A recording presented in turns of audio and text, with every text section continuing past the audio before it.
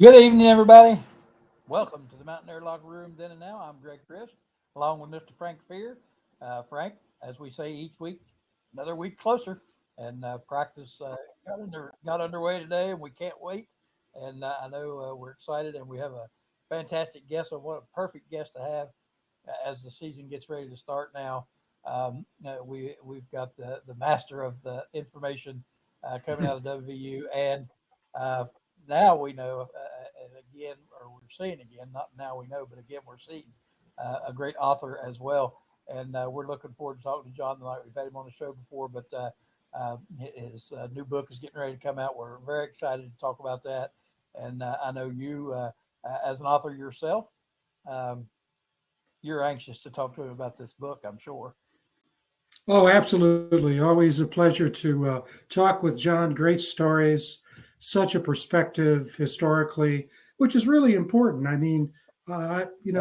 we know that what's coming up is really what grabs all fans, no matter the school. But getting a feel for the history and who did what, and then learning about stories that you never would have known otherwise.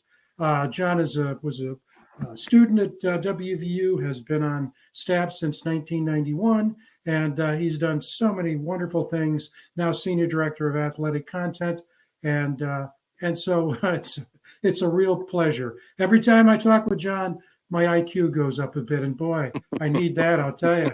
I was going to say, I need to spend a few months with him, or maybe years. I think we discussed one week, and I topped out, in the academic end of things about the seventh grade, and so I desperately need some of that help. Um, Not much else going on. We got West Virginia coming up tomorrow night. We got football practice has begun, and I know that's what everybody is so anxiously awaiting. And I think, with that being said, I think we've got more than enough to talk about with John. So, Darren, if you want to go ahead and bring him in so we can get a look at him, and uh, we'll get talking about this, among other things, the book especially. And let's start with that. You've got the book release coming soon, and I know I've already talked to people who can't wait to read it. And when you see a historic book like this about an iconic figure, the stories that come with that. We Mm, know about his career, we know about his successes, and but I don't know that people always know the man or the person like yeah. some of us did. And I think this, from what I've seen of it, really exemplifies that. So, John, I'll let you talk about that. You Well, I appreciate that. This book was written about 10 years ago, and it kind of sat in a hard drive on my shared drive. And then last year, there was a reunion being planned for the 50th anniversary of Bowden's Peach Bowl team in 1975 coming up this fall. And this book was kind of sitting there. I'd forgotten about it. And the guys asked, they said, "Would you be interested in writing a book about Coach Bowden?" And I thought, well, I was kind of coy about it because when you're dealing with regional publishing and whatnot, there's always obstacles and hoops and things that you got to get through. So I was a little coy about it. But at the same time, the people at West WVU Press, the publishing company here on campus, um, reached out to me about something else. And I said, well, as a matter of fact, I've got something that may be of interest to you. And so we kind of developed it the last fall. And then I went back and kind of polished it up and updated it and so forth and turned it into a book. And, the interesting thing about Bobby Bowden, first of all, he was 46 when he left West Virginia. The greatest achievements of his coaching career took place in his 50s and 60s. He's the oldest coach to win a national championship. Okay. And he is the oldest to win a first national championship. He is the oldest coach to win a national championship. And if you Google search greatest coaches in college football history, you're eventually going to get to Bobby Bowden. I mean, Woody Hayes is going to be there, Nick Saban's going to be there, Bear Bryant, on and on. Bobby's name's in that list. If you Google search greatest West Virginia coaches, Bobby's name's not going to come up there. And I said, well, that's interesting. That's fascinating. Let's explore that. And that's kind of what this book does.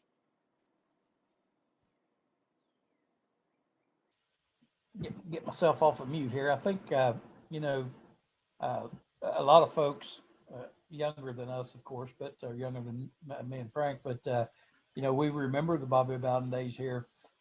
And, you know, there wasn't not all glorious and a pretty rough ending and that sort of thing.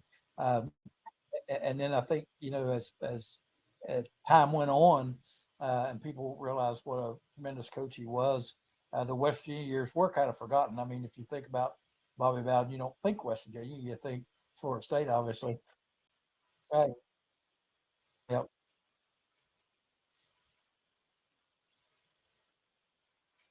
Number of West Virginia fans that were happy to see him go. Oh yeah. And the interesting thing, when he took the Florida State job, he asked all his coaches, do you want to come? And only two went with him. The others, some of them didn't think he was going to win at Florida State because at the time, Florida dominated the state. You had Miami in the state. You had a lot of different things. But, you know, Bowden kind of caught things right there because I think Florida might have gone on probation at some point during that time.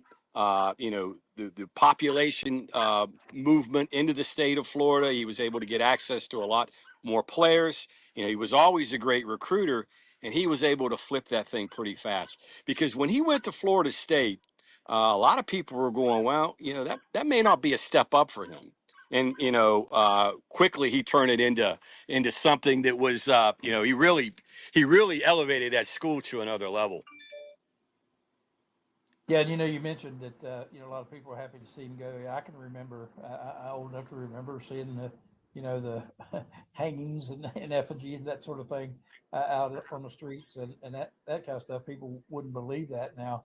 But you know, even with Don Nealon, you know, I was at his the last game at WU and he announced that he was stepping down, and you know, I was out in the parking lot preparing to leave, and the Blue Lot parking lot erupted with cheers, you know. Yeah. And here's this iconic figure that brought the program to a new level, and then in that way, of course, with Bowden, it was at the beginning, uh, and so you know you see that happen, and I mean it's easy to look back and say, well, I, you know, can't believe people were ready to see him leave, but that's the nature of the business, and like you said, he was very young and really hadn't established himself yet as this iconic coach. Frank, you want to jump in and throw a few questions there? Yeah, I mean that noise in the background. I think John is a wide receiver who got cut today. I think that was that. That's what that noise was.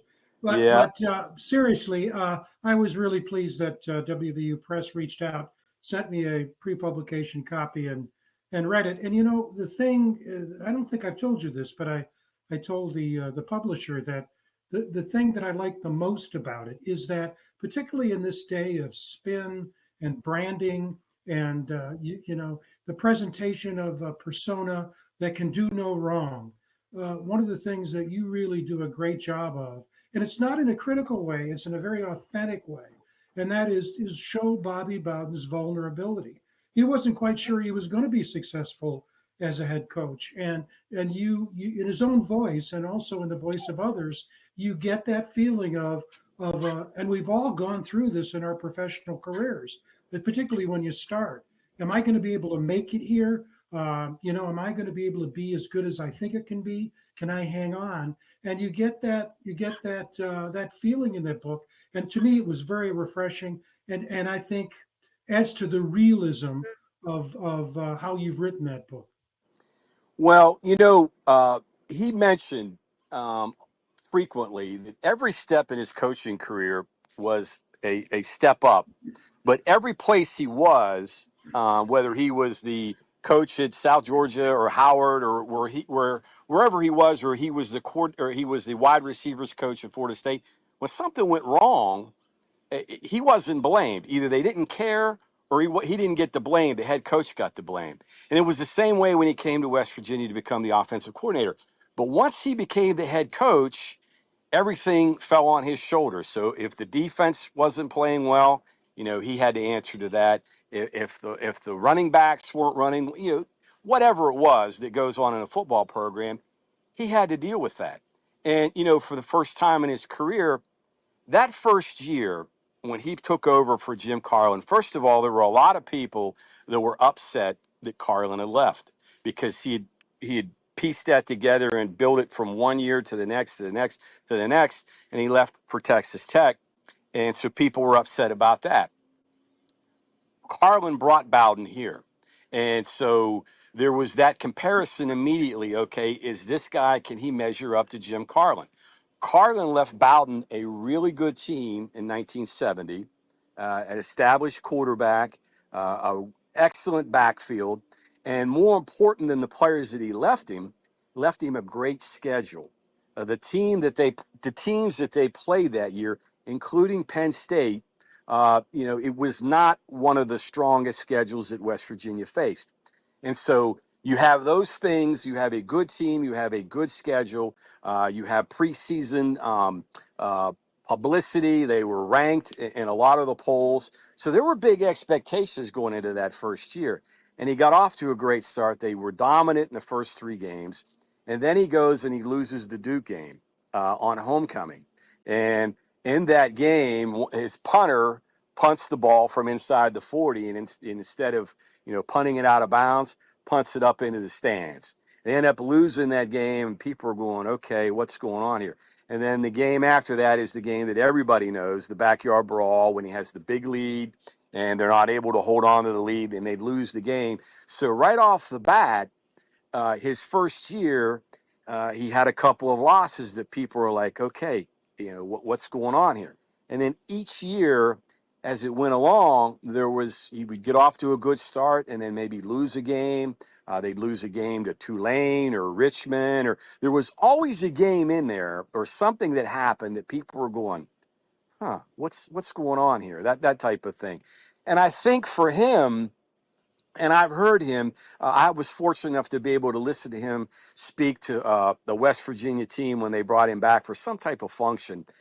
Bill Stewart brought him back, and I was in the back of the room, and I was able to listen to him talk to the players. And one of the things I remember distinctly him telling the players was, you cannot repeat mistakes.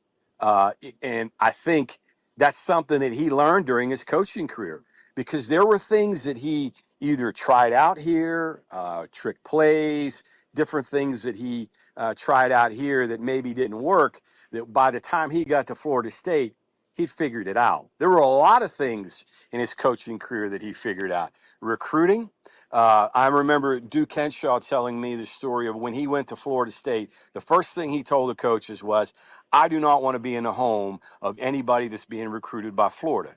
It's just a waste of time. We're not going to get them. Florida State's not going to beat Florida for recruits. Well, he learned that here. The same thing applied with Penn State, and the same thing applied in Western PA to a degree with Pitt. He didn't want to. He knew that if a recruit was going to consider Penn State in West Virginia, it was a waste of time. There were things that he learned. 2 quarterbacks.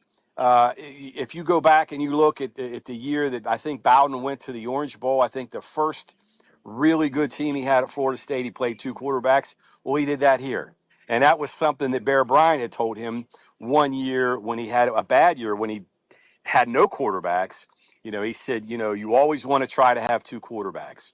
And they had the 2 quarterback system for the Peach Bowl season in 75, something he learned here. So there were a lot of things that he was learning and trying out and perfecting here that he eventually did when he went to Florida State. Yeah, you talk about that Duke game. I was there for that, and it was really the precursor of what happened in the second half of the Pitt game. Is that, and this is one of the things he learned. He just had to recruit bigger, stronger defenders, because Duke did that in the second half. They were afraid of the quarterback. Was that Leon Hart? I didn't. That was. Look back. Who was the quarterback? That was Leon Hart. And the interesting thing, Duke's coach Tom Harp was the guy that Red Yeah. Brown was pursuing when he called Bobby Dodd down at Georgia Tech, and he said, "What do you know about Harp?" He said, "Well, he's okay, but you ought to consider my guy, Jim Carlin." And that's how Brown got in touch with Carlin and brought him here. And I remember Carlin was great, by the way. I had gotten two really long, in-depth interviews with Jim Carlin, and he offered a lot of perspective on Bobby Bowden. And Jim was a guy that always spoke his mind, unvarnished truth, and I got some of that because I had written something that he didn't like, and he called me right back, and after he'd read it, and he said, "Boy, get your paper out, get your pencil out, and start writing." And he explained, and it was about the Peach Bowl in '69. And I had mentioned that Bowden was the one that had changed the offense to the wishbone. They had that year they had Jim Braxton, they had Bob Gresham, and they had Eddie Williams. And Carlin said, "No, that's not what happened. Bobby, I had to make him go down to Texas with Jack Fligg and learn the wishbone because he didn't want to do it. He wanted to run the veer." He said, and Carlin said, "Bobby, we've got running backs. We don't have wide receivers. We've got Oscar Patrick's hurt, so forth." He said, "We're going to do that." And he made Bowden do that. And he was explicit about explaining that to me and making sure that I had that accurate, because I think that was something that kind of stuck in his craw a little bit. And I think when he hired Bowden, he didn't even know him, just didn't met him in passing. I think at a camp, and Carlin told me the story. He was in a room with Bobby Dodd and Bear Bryant, and this is in the mid '60s, and they were talking about the passing game, Bryant and Dodd. And Carlin said he's sitting there listening to him, and he said they were talking about it like it was a disease. And he said to himself, "Well, if I ever get to be a head coach, I'm going to find a guy that understands the passing game." And that's how he got in touch with Bowden. Bowden also had an opportunity to go to Auburn at the same time that he was considering West Virginia. And in Bowden's words, the way he explained it to me, he felt like he could get a head coaching job quicker at West Virginia because Carlin was going to give him full reign of the offense. And he also figured in the back of his mind, well, Carlin's a Southern guy. This is a rebuild job at West Virginia. It's more of a basketball school than it is a football school at that time. He may not be here that long, and I may be able to get that job, and everything kind of worked out that way. And so that's how Bowden got to West Virginia. And I think the other thing that people kind of forget about is that he was here 10 years. That's a considerable amount of time in coaching, between the years that he was the coordinator and the years that he was the head coach. So Bowden always, mentioned it. I'm from Alabama, but my kids consider themselves from Morgantown. And I think that's the way all of his children felt because they spent a good portion of their lives here. Mm-hmm. That's one great story, Craig. I'll tell you. There's always a story behind the story, and that story fits the persona fits his persona completely because Jim was a CEO type coach, and it makes it. I had to force this guy under my direction to do what he didn't want to do. Sounds like a traditional CEO who's in charge. But of course, can you think of a better offense to run given the fact that it was a monsoon in Atlanta that night? They had tried, I think, 2 or 3 passes that night. So it all worked out, and people want the credit for it. It's understandable.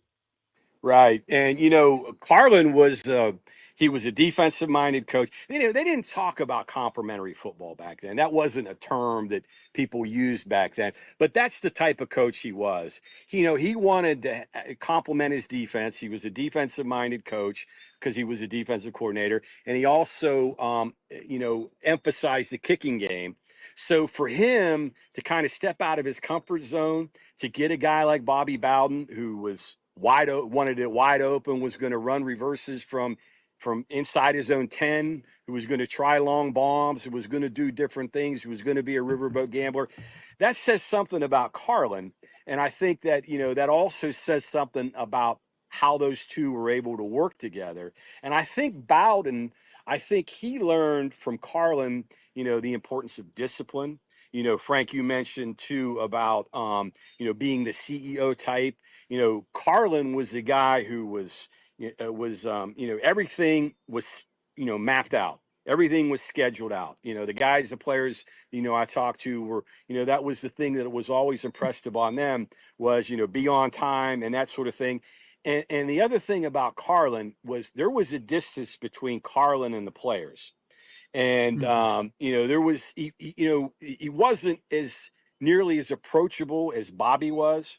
And I think Bobby, when he first got the job here, I think he went to the other extreme where he was approachable to the point where I think he might have felt like some of the players maybe took advantage of that.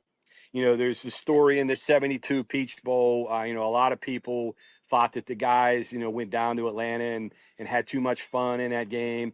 And soon after that, Bobby tightened things up. I mean, he really tightened the ship up. And, the long hair and the Fu Manchu mustache and the camo flaw, all that stuff that the guys were wearing back at that time. He was kind of tightening up the rules a little bit. So again, these are things that as you go as a coach, he's experiencing these things for the first time. One other thing just popped into my head, and I think this is very important to understand.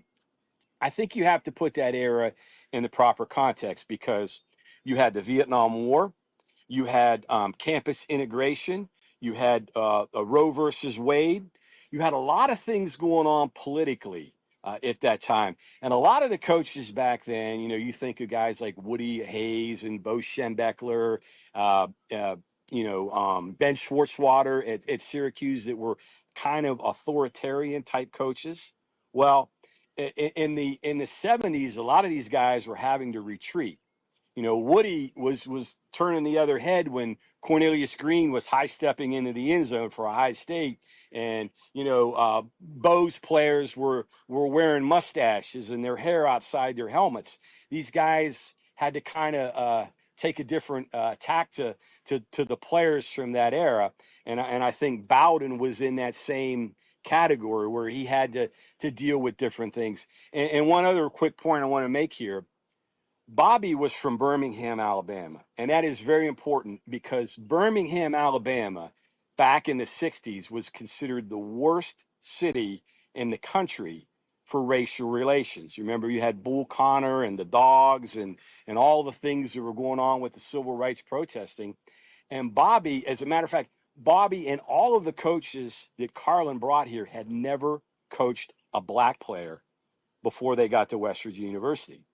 And not only that, a lot of the black players that were here weren't Southern blacks. They were Northern blacks, which a different political outlook, a different, Garrett Ford and John Mallory had different viewpoints than Oscar Patrick or Pete Wood or guys like that.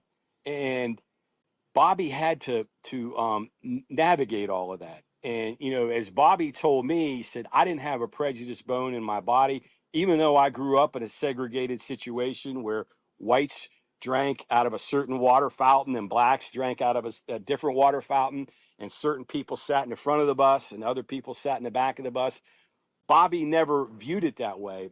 And I think one of the things that he did that was masterful, and I think it really speaks to him, and I think it speaks to, the coach that he became.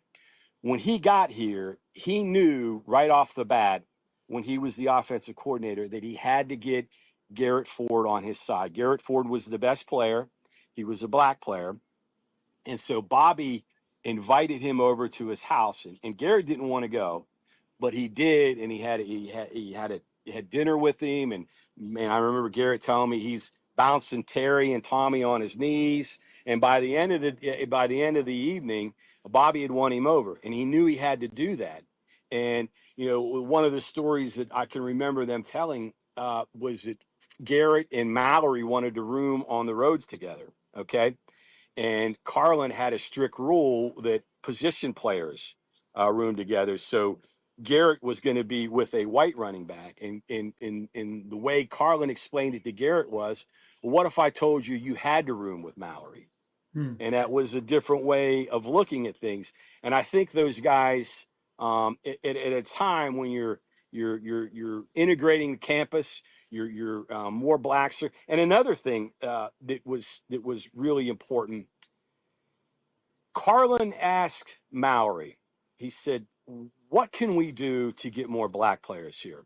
And Mallory said, "Well, you need to get more black girls on campus." And there, in that time, that time period, and you guys would know that because you grew up in that time period, interracial dating was frowned upon. And in some places, it was risky.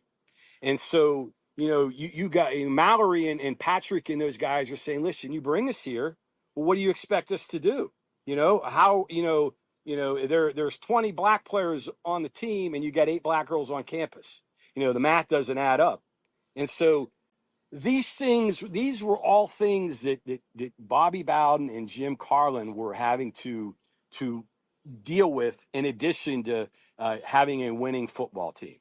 And I think if you look back at that time period, I think it was amazing how they were able to put all that together, people from different diverse backgrounds, and make it all work.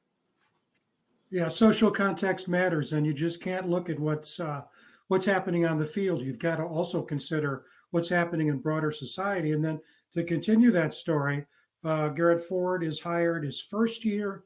Bobby hired him his first year as an assistant coach, and he was obviously the first African American assistant coach in WVU history. And it's again, you get to see not only the perspective of a Bobby Bowden, not just to try to get Garrett on his side politically, that was important, but he also wanted to make sure that they were part of the team and could contribute in the way that he knew that they needed to contribute.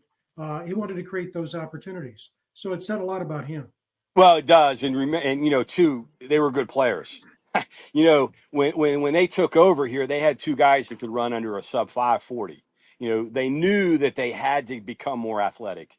The style of play that was adopted here before they got here was the Midwestern Big Ten, slow, physical style, and they needed to change that. So they knew that they were going to have to change the way that they were going to play. And part of the issues that Bowden had early with smaller type defensive linemen, that was from the system that Carlin had preferred when he was at Georgia Tech. And so eventually, you're right, Frank, they had to transition to bigger, more physical players like they had on their schedule. You kind of recruit to your schedule. It's not so much what USC and Ohio State and Michigan's doing. It's what is Penn State, what's Syracuse, what's Pitt doing, what are those teams doing, and how do you have to counter that? And if you look in this climate, it's okay to have guys that are fast and athletic and quick in September, okay, maybe October, but when you get into November and it gets cold and it gets windy and it gets rainy, those big guys make a difference. And again, those were things that Bowden learned and adjusted to, and got accustomed to when he was at West Virginia. And again, I just think about all of the growth that he had here, but I also think too about the growth that West Virginia University had while he was here. Because the point I make is that not only did Bowden become better, but he made us better. There were things that he pointed out that we needed that maybe weren't done when he was here, but eventually were in place by the time Don Nealon was available in 1980.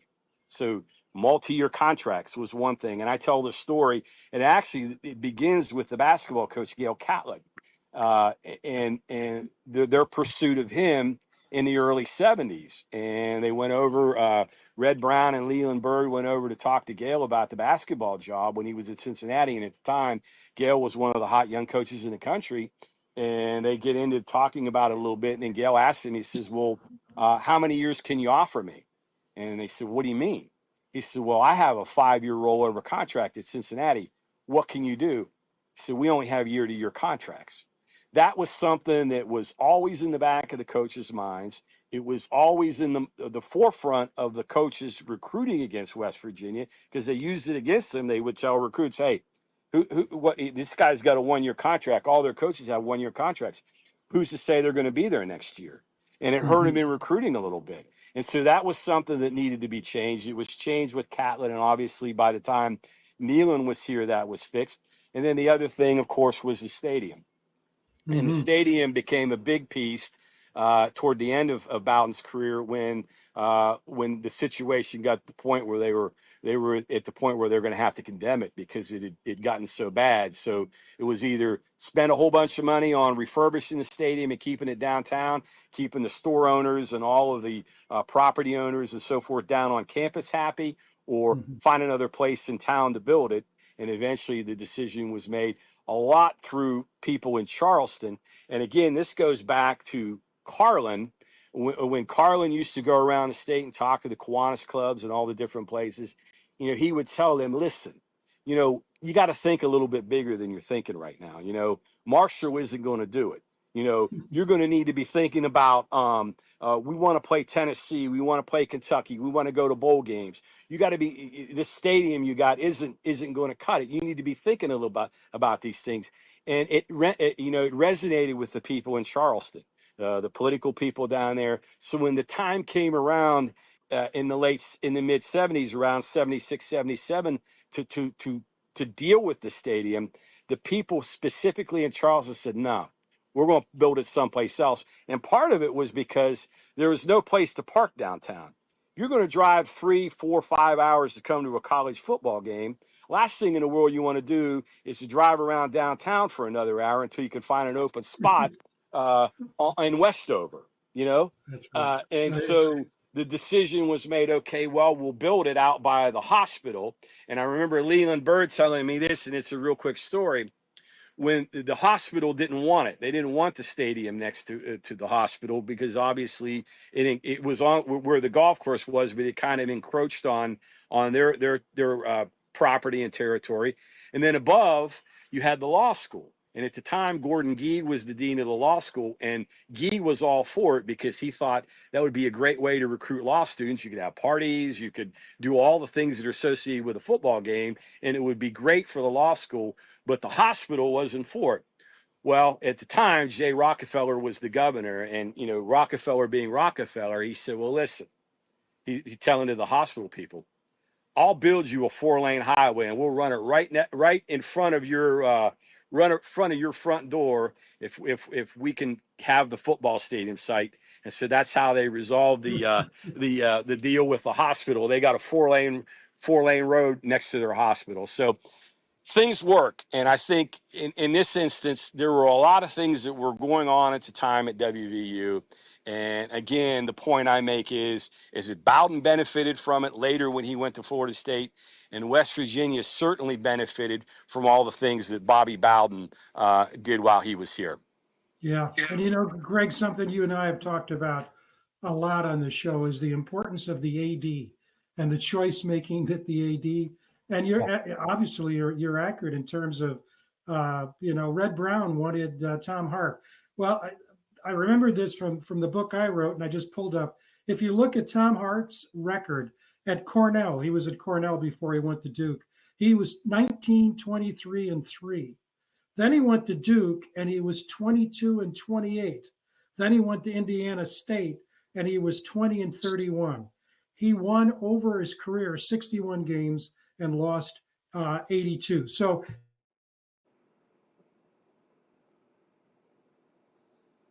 the decision bring Tom Harp. Nothing against Tom Harp. This is not a character assassination of Tom Harp, but it would huge difference in the future of college football to really go with Carlin instead. Well, you go back. I mean, Harp was a Massillon guy, I believe, and I know he was also from the Earl Blake chain. And back then, Earl Blake at Army was the guy that you wanted to, he was kind of the Nick Saban from from that era of the 40s and 50s. So that was part of it.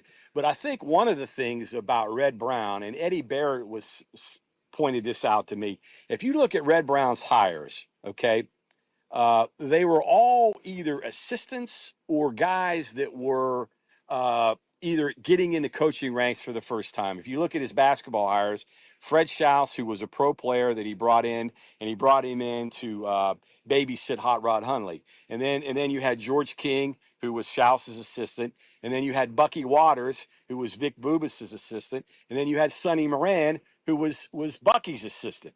And then if you look at the football hires, he hired Gene Corum, who was Art Lewis's assistant, Jim Carlin, who was an assistant, and then Bobby Bowden, who was assistant. And what in the way that Barrett explained it to me is that these were guys that Red could control. You know, it wasn't some strong, armed, opinionated head coach that was going to come in and run him in 15 different directions. Although Carlin and Waters turned out to be that way. That was the thought process, at least the way Eddie Barrett explained it to me, as to who the coaches were that Red Brown hired. Up and coming guys that you didn't have to pay a ton of money right off the bat. Let them develop, and then see if they grow and have an affinity for WVU, and either are willing to stay or figure out ways to keep them around. Wow, that is a great story.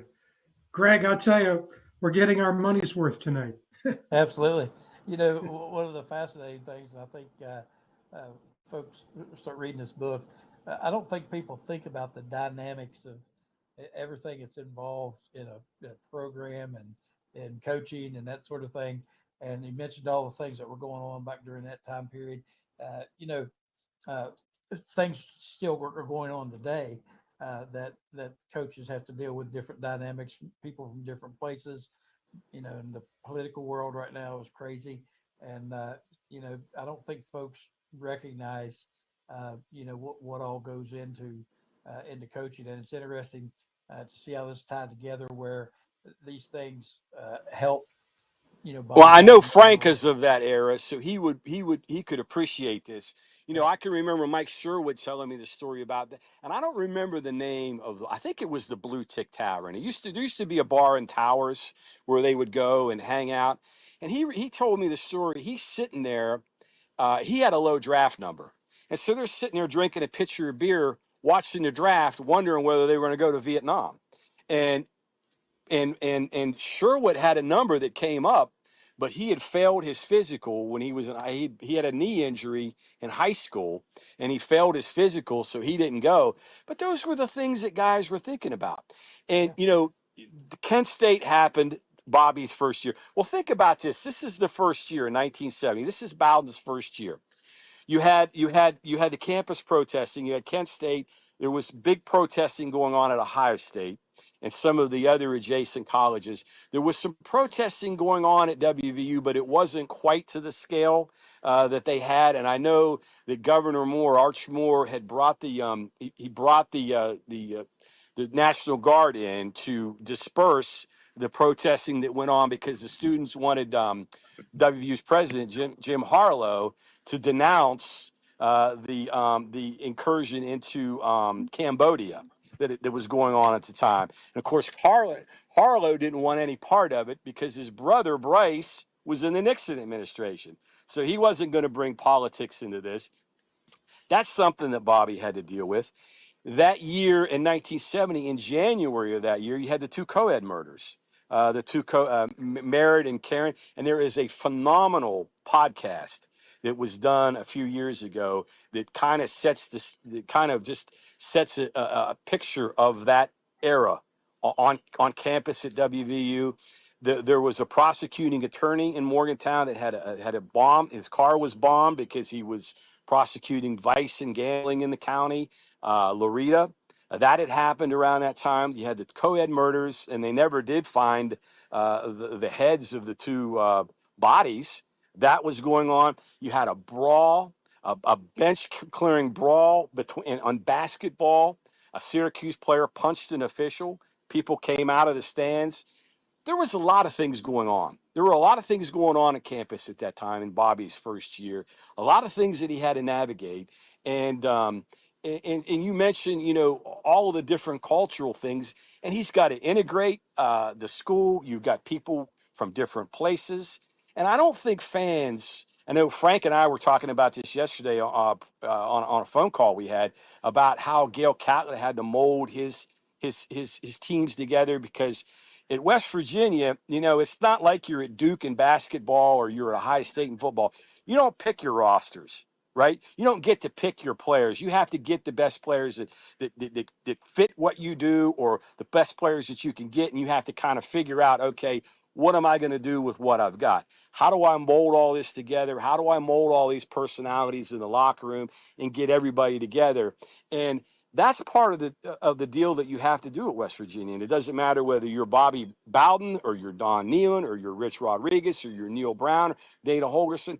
That's always going to be the case here. And the coaches that are able to do that and bring all that together, in addition to teaching and developing and coaching and all, that's all part of the ball game. And I don't think fans always realize that or appreciate that. All they're obviously, fans are looking at the end product. Do you win the game? Do you play well? And you know, Terry brought this up. Terry mentioned this to me, and he had some really fascinating viewpoints. He said, you know, college sports is basically white hats and black hats, right? Right? You got the good guys and you got the bad guys. Well, the good guys your team and the bad guys the other team. Well, guess what? The good guys and the bad guys are basically recruiting the same players, right? It's the same talent pool. It's the same guys. So our guys are the good guys and the other guys are the bad guys. Well, it's the same deal, right? It's the same people. And you know, the other thing he mentioned too, he says, you know, everybody's got the best band. Everywhere he's ever been, it's the best band, right?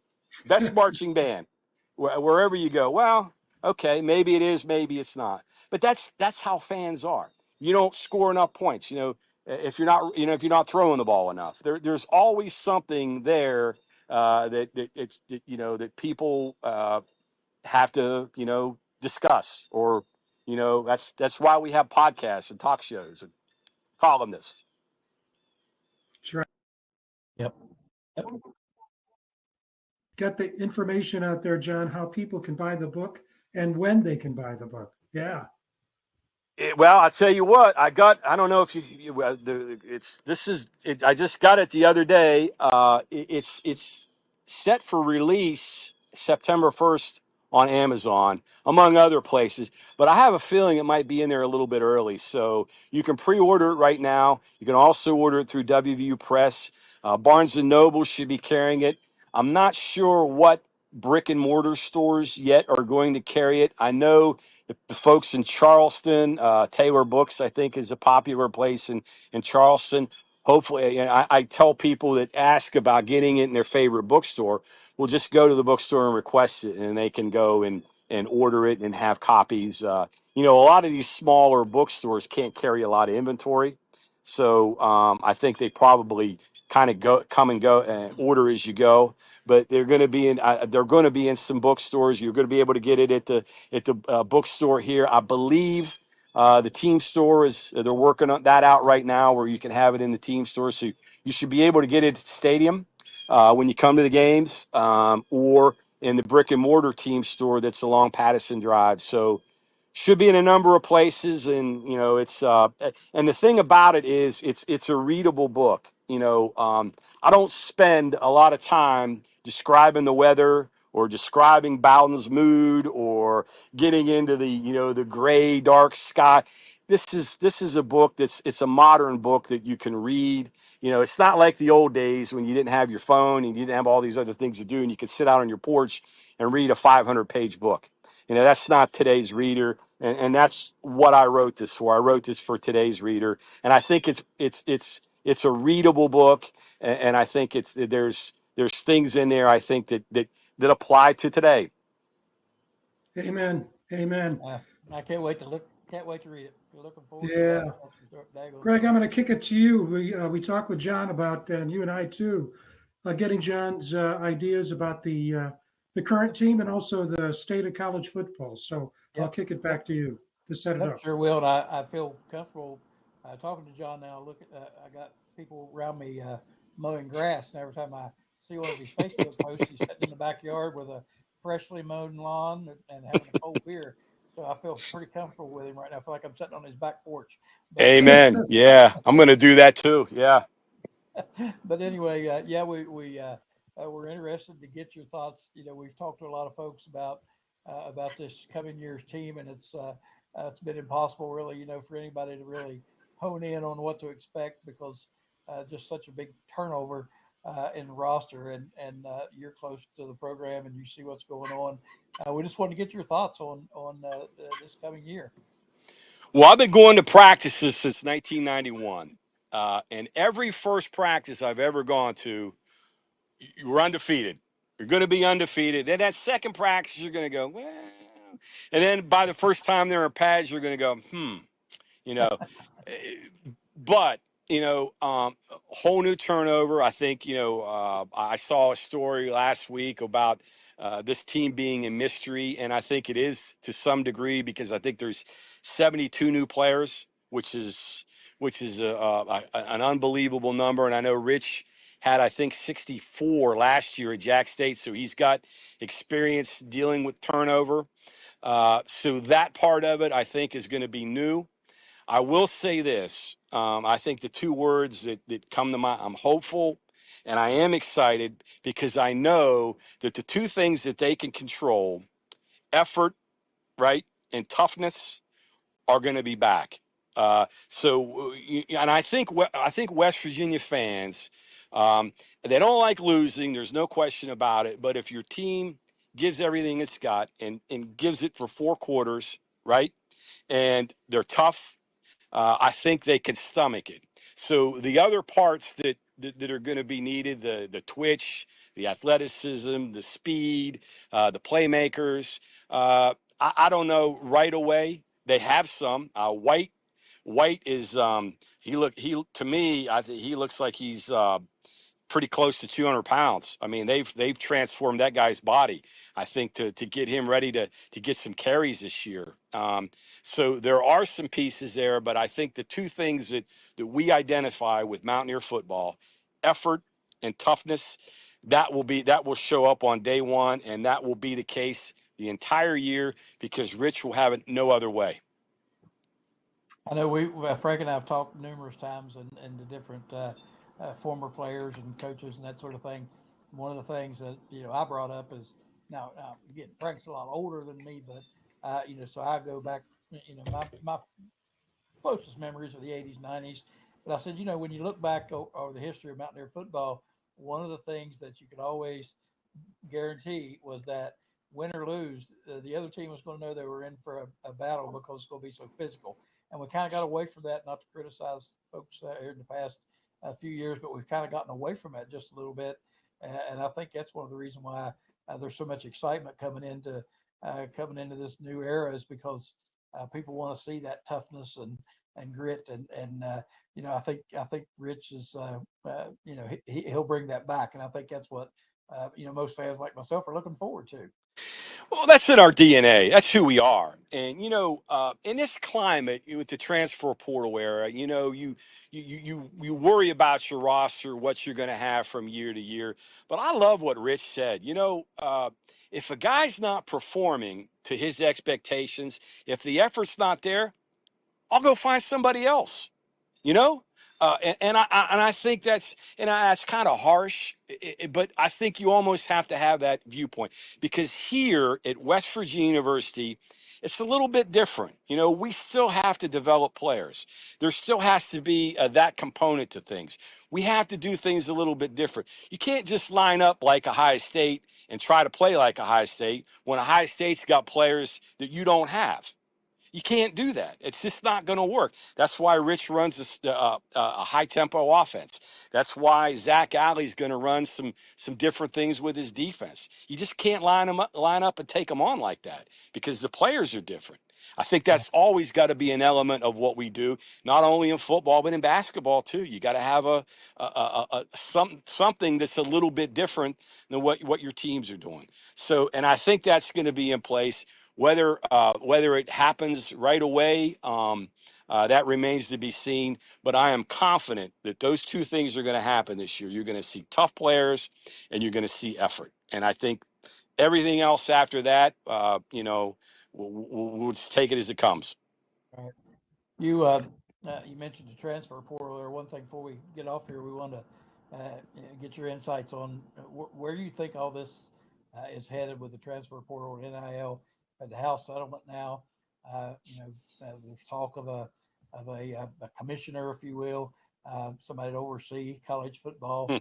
What's your take on where things are headed in college football? I know all of fans like us that don't know a lot about the ins and outs of it, don't know what's going to happen. We hope for certain things to happen, but what do you feel like is going to be the future? What's it going to look like in the next 8, 10 years? I think we're at a pivot point in our history. I think as an industry, as an entire industry, I think we're at a pivot point. Listen, when the national champion, well, first of all, Ohio State bought its national champion last year. I mean, they did. But when your national champion football team loses money, when the school is losing money, something's wrong. And it's funny because I mentioned this in the Bowden book. The year that Woody won the national championship in 1968, is that right, Frank? I think that was the year they won it. The '69 Rose Bowl, '68 season. High State lost money that year. That was in 1968. That was 57 years ago. And you know what came out of that? An 11th football game. College football, college sports has always been chasing money. And in the 70s, the solution was roster limitations, Division One, Division Two, Division Three, separate them. Today it's the wild, wild west. It's how much more can we and if you're a player, all right, or you're somebody that's associated with a player, a parent or an advisor, and you look at what the coaches are making, you're saying, well, wait a minute now. Nick Saban made all this money at Alabama. All right, these guys got these phenomenal salaries. Shouldn't we be getting a little bit of it? And absolutely, they should. And you take West Virginia's budget this year, and I'm using round numbers, but West Virginia's budget is roughly around 100 million. Okay, 20 million of that beginning July 1st is now allocated just to play players. Okay. So that's a fifth of your budget that you've taken and you've sliced off right there just for your payroll. And that doesn't include the NIL stuff. Okay. That's separate. That's what Texas Tech's doing to buy their team. Now we'll see how that goes. It may turn out wonderful because they got some phenomenal transfers there. It may get them where they want to go, or in November, if they've lost a few games, it may cause them a lot of problems in the locker room because you don't know how it's going to go. But right now, 1/5 of your budget is allocated just to pay players. And that was used in the past for the volleyball team or the soccer team or salaries or different things that you're doing within your department. It's changing. And where's that money coming from? How do you make up that difference? All these questions, does that impact sports down the road? There's the whole thing about the Olympic developmental program. The NCAA sports has been the United States' greatest Olympic development system in the world. And it's basically tax-free. you know you're using the colleges to develop your Olympic swimmers, Olympic track runners, wrestlers, whatnot. Well, what happens to that? How is that subsidized? How do you make that work? These are all questions I think that ads and presidents and people are just now wrapping their arms around, and there are no easy answers because at some point the spigot's going to turn off, right? And so, you see these schools that have these incredible budgets. And the other thing is that West Virginia, and this is the scary part, and when Ren Baker explained this to me, and I have a 3-part deal on it on the website, wvsports.com, earlier this summer, about where West Virginia sits in the Big 12 in terms of budget, okay? It's at the bottom. And it will remain at the bottom even when the group of five schools stay in if the campus subsidies remain the same for at Houston and UCF and Cincinnati. And when you measure in what they're making from the media rights and what the campus subsidizes, it's going to go right past us. I mean, it's a challenge, and I think for me, somebody who is a WVU graduate, somebody who has got 2 degrees from here, who's spent my whole life working here, loves this school. Um, we're at a crossroads. We're at a point where you know we'll see what happens because we can't keep punching above our weight class. Some of those great teams that Rich had, some of those great teams that John Beeline and Bob Huggins had, people grew accustomed to them punching above their weight. Well, it's not easy to do. And eventually, the support's got to be there to match at least what our competitions and our competitors are doing. Yeah, it's kind of a scary thing for Mountaineers and Mountaineer fans to see all this coming down because quite honestly, we just don't have the resources that these other places have. The state's not that big, and it's worrisome. And Frank and I have discussed many times of regionalizing this thing and how nice it would be to see regional play and maybe even base it on the NFL format where you had divisions and those types of things to make it equal for everybody. But I Well, don't it's think got to benefit the schools that are calling the shots right now, right. the SEC Yeah, and the Big Ten, and I don't think they don't really care what West Virginia is doing. But I will that's say right. this, Greg: we have great fans, and our fans want to win. Yeah. There's no question about it. The Mountaineer Nation wants to win, and so as long as you have that, we got a chance. Yeah. Oh, yeah. And I don't think it would take something drastic to change that. I think the fans have been here thick and thin throughout, good and bad, and I don't think they're going Yeah, anywhere. So and let's keep we pull our weight. When we step up, we step up. Whether it was to the Big East and then to the Big, we'll do it. I'm confident that we'll do it, and we've got an AD in Ren Baker who understand. He can rub his two fingers together and change loose change just forms in his hand. He's got an unbelievable knack for generating revenue and coming up with unique and out of the box ideas on how to generate revenue. And I think an AD today has to have two qualities. The two most important qualities for an AD: can they generate revenue and can they hire good people? That's the two things. And Ren has got that covered. so far. Yep, so far so good. Yeah, that you answered my next question. I was going to talk to you about Ren. You answered it perfectly right there. And fingers crossed he stays with us for a long time because, again, Frank and I have talked about him, meeting him and talking to him. Feel very confident in his leadership and Yeah. especially in these troubled times because he's obviously very extremely intelligent and seems to have it figured out. I mean, I think he knows. One point I want to make here real quick. Good. It's easy to be able to see what's in front of you and deal with that. And we've had phenomenal ADs throughout our history at dealing with what's in front of us. But I think the secret is seeing a cloud here and feeling a drop of rain and predicting a storm over here. That's the difference. Yeah. I think Ren Baker has those qualities. That's the kind of guy you need. Yeah, I think so too. And like I said, we're confident in that leadership. I think we have discussed that numerous times. Frank, you want to jump in here one more time? We're running a little short of time, so I'll let you jump in before we get off. You may be muted, Frank.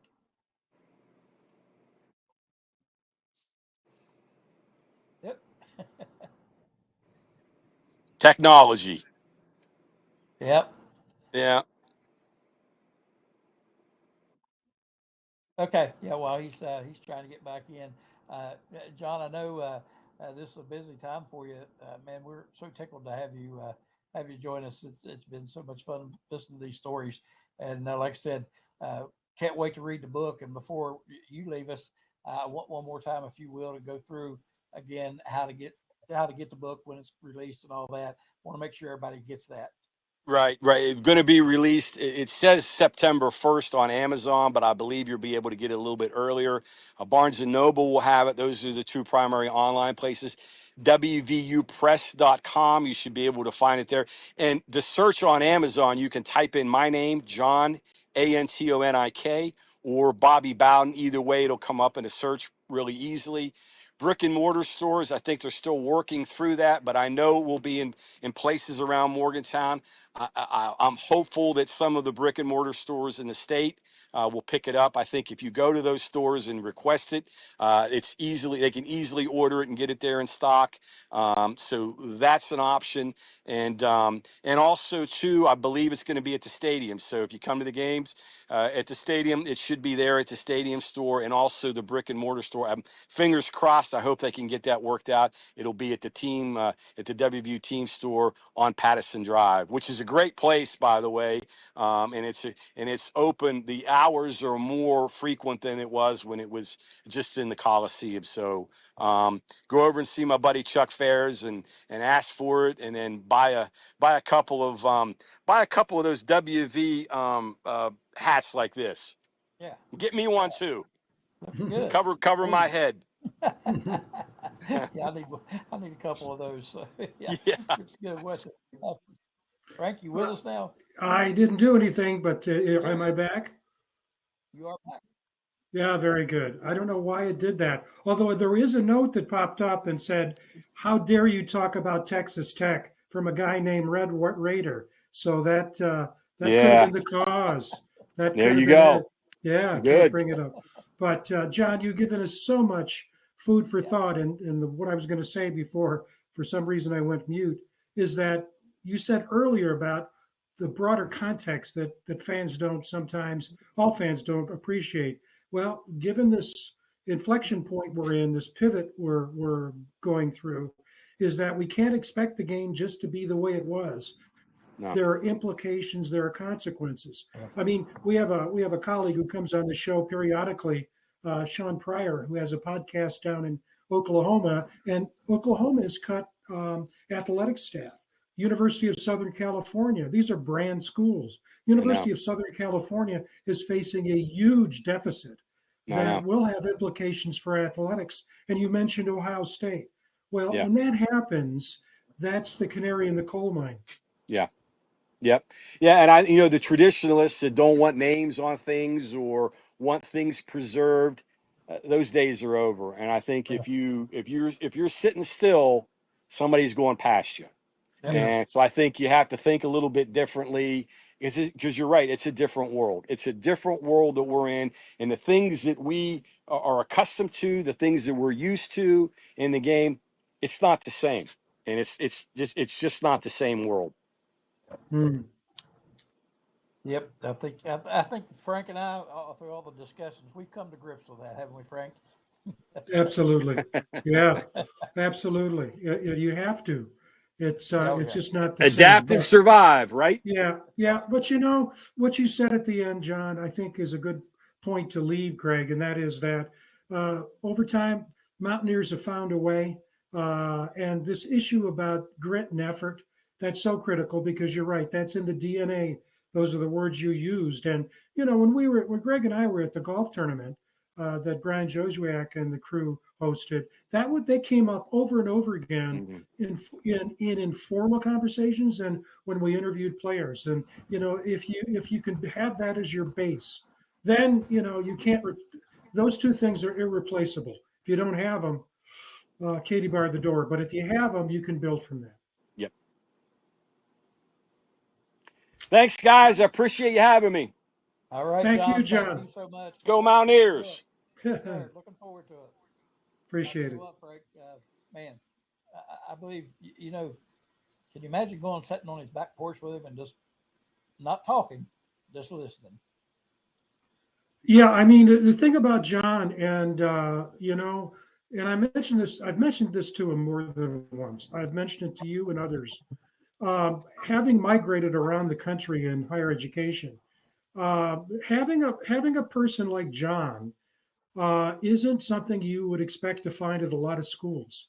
No. I mean, and it's not just his knowledge; It's the trust that people have in him to share with him things that they might not tell someone else. And then we got talking the other day, and I can't remember who it was. I think it may have been a player I was talking with. But then you expand that, and you think about, you've got a Tony Caridi, you've got a Greg Hunter, you've got, we've had Keenan Cummings, who's a beat writer on the show. You go down the list of these folks, and we're really blessed. Fans are blessed with the variety and depth and quality of folks who are, are providing us with the kind of information and background that we need to be intelligent fans. And there's no one better. I don't know of anybody better in the country in terms of athletic history than John Antonik. It's just, who is? I mean, he's great. Yep.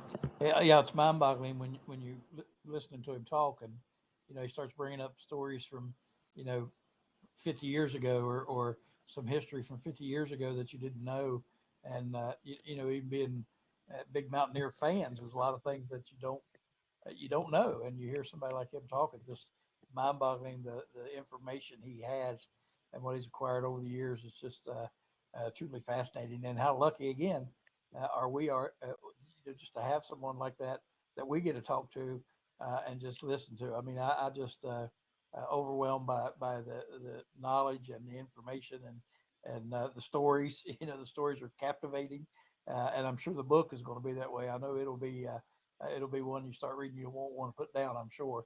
And I know you've had a chance to read it, and I'm looking forward to it. So how lucky can we be?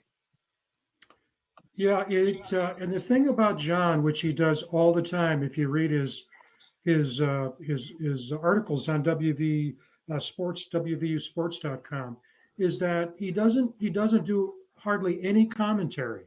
I mean, when you think about sports, turn on ESPN, pretty much all you get is commentary. John doesn't do that. He basically presents the voice of other people using his words, his text. And that's rare. It's becoming extremely rare because sports journalism is being dominated by opinions. It's not so much what you know, but it's the opinion you share. And oftentimes, when you think of Stephen A., it's said emphatically as though it's the truth, when in fact any opinion is just an expression of what you believe. It may or may not be true. And so much of it's coming from non-journalists, if you will, people that are maybe a former athlete or something. They're suddenly an expert because they played football, played in the NFL, and all you get is their opinion, and you get some good insight from them from maybe a position perspective or something like that. But I've stated numerous times to friends and family watching these these different shows on say on Saturday prior to football kicking off or whatever, and you hear the opinions and the takes that they have, and you're sitting there thinking they don't know any more about this than I do, and when you realize that, it does make it hard to listen to some of that, and it's refreshing, to get to get history and to get stories, firsthand accounts of things and that sort of thing. So it's so refreshing to to talk to somebody like John and to hear those things, not just not his opinion. This is what happened, and I think as West Virginia fans, we should appreciate that's going to be like I said, the book's going to be fun to read because that's where it's going to be coming from. This is what was said, So. Yep. That's right. Yep. Yeah, I would say before we close off this part is that I was telling someone this the other day. Sometimes one of the most deceptive things in the world is when someone's so good at something, you think it's easy, but they're so well developed in what they do that you don't realize it. And one of the things that all of these guys, whether it be Caridi or Greg Hunter or John or Keenan, a beat writer, what they have to do is they have to know the boundaries. There are certain things they can't say. There are certain things they can't write. There's certain things they really have to emphasize if they want to stay in a position where they continue to be in the good graces of the institution. Luckily, we're in an environment with Ren Baker where it's not onerous, but I've been affiliated with schools where it's very tough on beat writers because if they say just one thing that's considered critical, not analytical, critical, they're in the doghouse. Yeah. And so all these guys here have been able to figure out how you can do your job, say what you need to say, and then continue to have a job to say what you That's what you right. need Yeah. to say. And it's Yep. not easy. It's not easy. Yep. Not easy. And fortunately for us, we reap the benefits of that. We get Amen. good stories, Amen. good journalism. So it's good to know. We are running out of time, and we Yep. did want to mention next week's guest.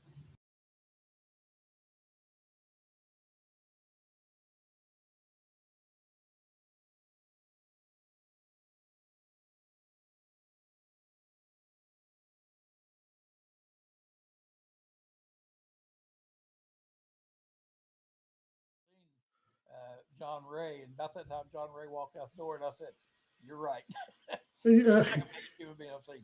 But man, he what a is football a player he was. My He's goodness. a big boy, all right. And he's been looking forward to coming on the show and he's excited about it. And it's just too bad that we couldn't get him on when we were at the Yeah. golf tournament, but he understands and he's ready to and raring for next week. Well, we'll make it up to him, Frank. He'd probably got 15 minutes air time up there. We'll give him a good 45 here and That's we'll right. make that for him. So, all right, Frank, great job tonight. Great interviewing with John. Did a wonderful job, and I enjoyed reading your forward on the book. That was good as well. It's always fun to read what you write. I Yeah, enjoy that thanks. too. So, always fun, and we appreciate everybody for tuning in tonight and spread the word. If you did get a watch tonight, make sure you let folks know that this is on here because I think they'll enjoy listening to John as Mountaineer fans. So make sure you spread the word to those that may have not got a chance to listen tonight. I think they'll be glad that they tuned in. You can go back and watch it after it's archived and listen to John talk about the book and other things. Really, really, really interesting. Appreciate everybody for tuning in, and we appreciate Darren for all his hard work behind the scenes. We look forward to coming to you again next Wednesday night on another episode of Mountaineer Locker Room Then and Now. For Frank, I'm Greg. Look forward to seeing you next week. Good night, everyone.